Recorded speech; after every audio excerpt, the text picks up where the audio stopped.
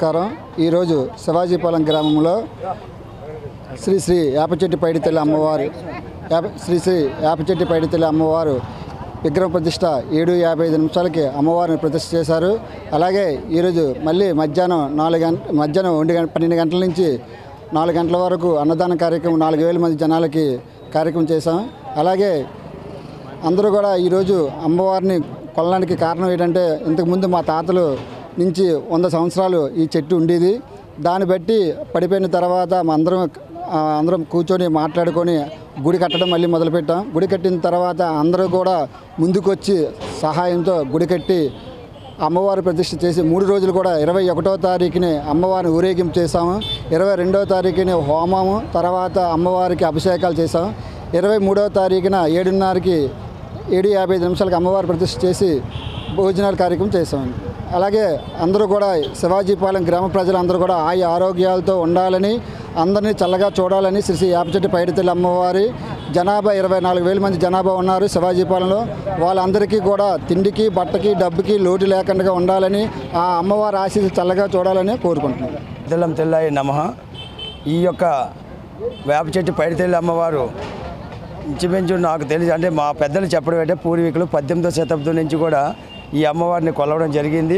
వేప చెట్టు రూపంలో ఉండేది. వేప చెట్టు ఉన్నంత వరకు మాకు ఎవరికి కూడా ఈ గుడి కట్టాలని కానీ ఏమి అసలు ఆ ఒక్క ఆలోచన కూడా రాలేదు. అనుకోకుండా ఆ వేప చెట్టు పడిపోయిన తర్వాత గుడి కట్టుకోవాలి, మరి అమ్మవారిని మనం ఎలా కొలుస్తామని చెప్పేసి మొత్తం మా గ్రామం అందరం కూడా ఎవరు తోచిన రీతిలో వాళ్ళు ధన సాయం చేశారు. అలాగే వస్తు రూపంగా, ధన రూపంగా అన్ని విధాల సహాయ సహకారాలు అందించారు. దాన్ని బట్టి మేము గుడి కట్టుకున్నాం. అలాగే ఇప్పుడు ఆ గుడి కంప్లీట్ అయిన తర్వాత విగ్రహ ప్రతిష్ఠకి 21వ తారీఖుని గ్రామ ప్రదర్శన, 22వ తారీఖుని యాగాలు వామాలు అయ్యాయి. 23వ తారీఖు ఈరోజు 7:55కి విగ్రహ ప్రతిష్ఠతో పాటు అన్నదాన కార్యక్రమం కూడా 4,000 మందికి పెట్టడం జరిగింది. అమ్మవారి మహిమ ఏంటో తెలియదు, కానీ అక్కడ గ్రూప్ ఎగ్జామ్స్ అవుతున్నాయి.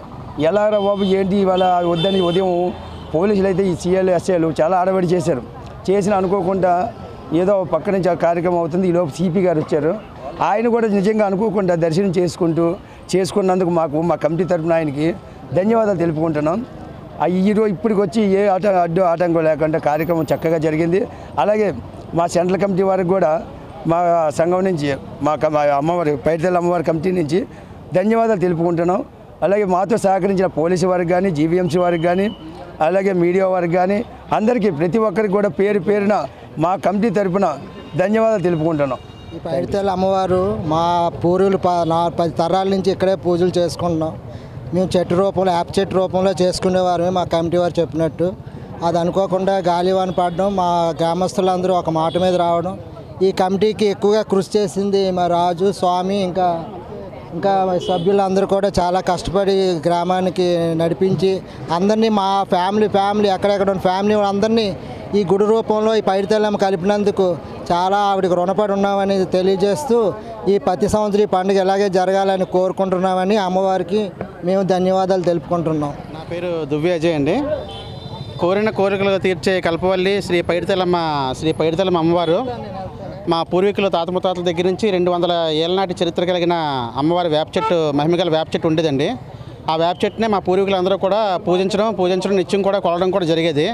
ఆ వేప చెట్టు కొన్ని అనివార్య కారణాల వల్ల అది కొంచెం ఇదవడం వల్ల ఇప్పుడు నేలకొలడం జరిగింది. దానివల్ల ఇప్పుడు ఏంటంటే మా గ్రామస్తులందరూ కలిసి మా అమ్మవారికి ఒక ఆలయం నిర్మించుకుందామనే ఉద్దేశంతోనే ఈ యొక్క ఆలయాన్ని నిర్మించి నిత్య పూజలు అమ్మవారికి అందాలనే ఉద్దేశంతోనే ఆలయాన్ని నిర్మించి విగ్రహం ఏర్పాటు చేయడం కూడా జరిగిందన్నమాట. ఈ అమ్మవారి ఆశీస్సులతోనే ఎప్పుడు కూడా నిండి గ్రామం అంతా కూడా ఎప్పుడు కూడా ఆరోగ్యాలతో అష్టైశ్వర్యాలతో అందరూ కూడా చాలా సంతోషంగా ఉండడం జరిగింది. అందుకే కూడా ఈ యొక్క పండుగని మేము అందరూ కూడా చాలా సంతోషకరంగా గ్రామస్తులందరూ కలిపి మా అందరి సహాయ సహకారాలతో ఈ పండుగని కార్యక్రమాన్ని జయప్రదం చేయడం జరిగింది సార్.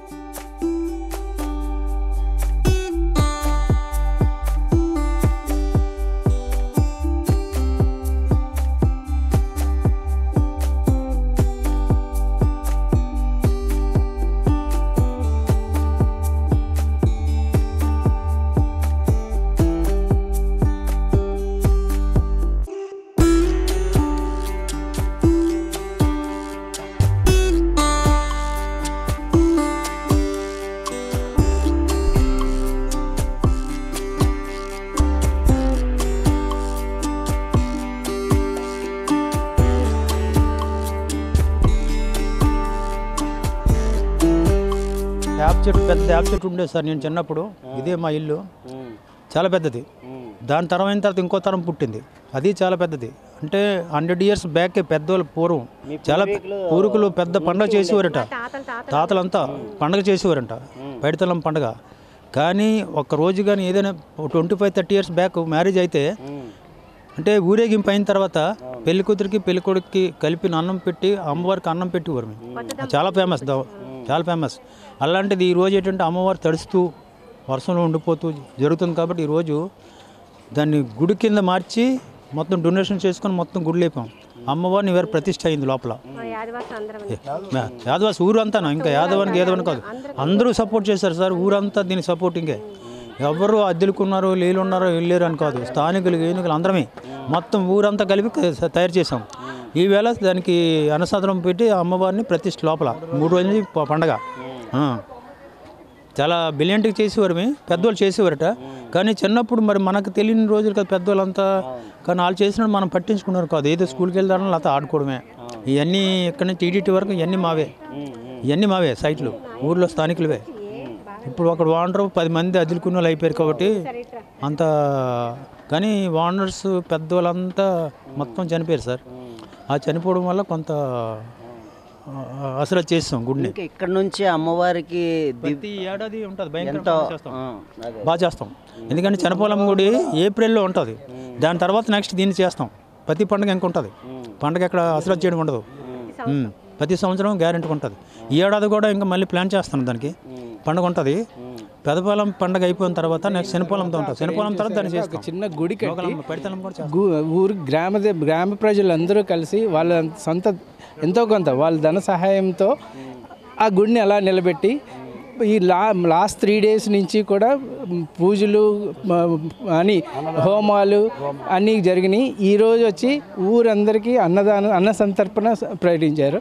సో ఊరు ప్రజలందరూ చల్లగా ఉండాలని ఆ దేవుని ఆశీస్సులు కోరుకుంటూ ఊరు ప్రజలందరూ ఆరోగ్యాలతో చల్లగా సుఖ సంతోషాలతో వర్ధిల్లాలని అది తల్లిని కోరుకుంటున్నారు. Thank you.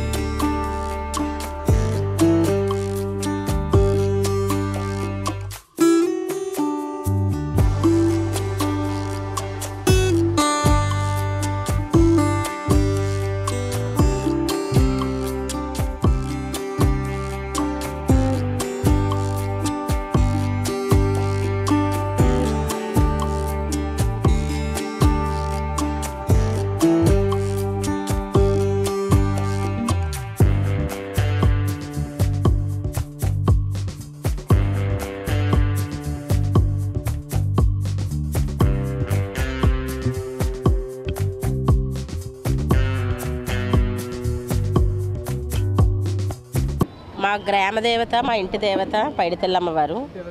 ఇంటి వెలువెలుపు ఆవిడ 7 తరాల నుంచి వెలువెలిపోయి ఉన్నది. ఘనంగా ఆవిడకి వేప చెట్టుతో నిండుగా ఉండేది. ఆవిడకి ఈరోజు ఆ చెట్టు గుడి ఎప్పటి నుంచో అనుకుంటున్నాం, అలాంటిది ఈ రోజుకి గుడి కట్టుకొని ఇంత చాలా ఘనంగా చేసాం.